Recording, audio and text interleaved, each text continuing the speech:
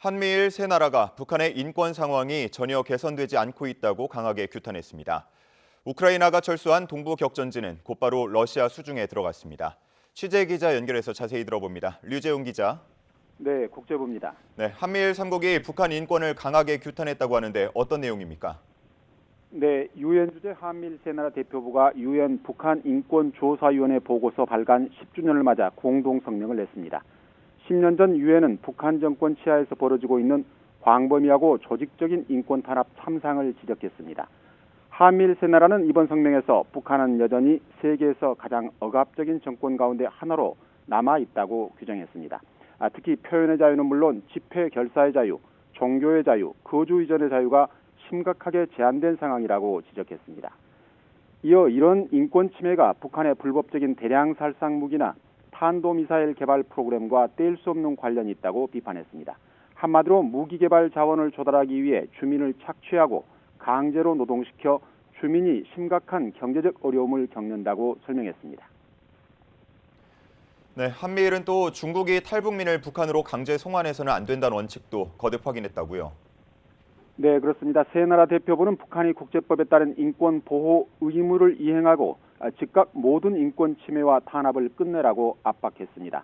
세 나라는 올해 유엔 안보리에서 북한 인권 문제를 계속 다루겠다고 강조했습니다. 그러면서 모든 유엔 회원국이 북한 인권을 개선하기 위해 유엔 북한 인권조사위원회의 권고를 이행하고 농루풀망 원칙을 존중하라고 촉구했습니다. 국제인권법에서 농루풀망은 망명자를 박해가 우려되는 지역으로 돌려보내서는 안 된다는 원칙입니다. 한미일은 그동안 중국이 탈북민을 북한으로 강제 송환해서는 안 된다고 주장해온 만큼 이를 거듭 확인한 것입니다. 네, 미 국무부는 별도 성명을 내서 북한 인권을 규탄했다고요. 네, 그렇습니다. 미 국무부는 성명을 통해 유엔 인권 보고서가 나온 지 10년이 지났는데도 북한의 인권 상황이 나빠지기만 했다는 보고들이 있다고 지적했습니다. 구체적으로는 김정은 국무위원장이 인력을 대규모로 동원하고 식량 배급을 독점해 주민을 계속 착취하고 있으며 이를 통해 대량 살상 무기와 탄도미사일 프로그램을 지원하고 있다고 밝혔습니다. 그러면서 북한의 2014년 유엔 조사위의 권고를 이행하고 존중하기 위한 개혁 과정을 시작하라고 촉구했습니다. 동시에 유엔 회원국들에도 극심한 인권 상황 해결을 위해서 즉각 행동하고 농루풀망 원칙을 존중하기를 촉구한다고 주문했습니다.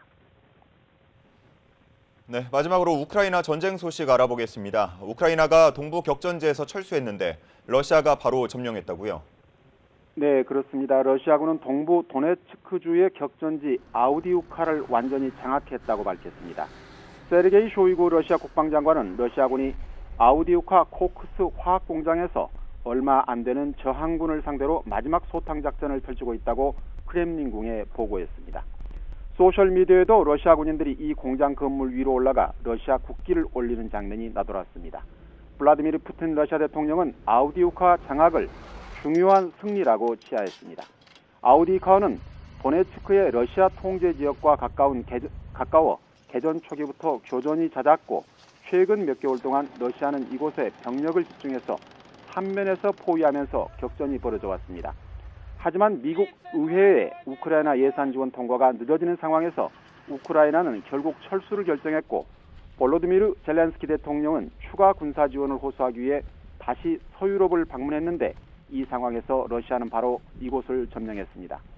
전쟁이 개전 2주년을 맞아 교착 상태에 빠졌는데 이번 우크라이나 지역 점령이 러시아군에게는 대대적인 사기 진작용으로 활용될 것으로 보입니다.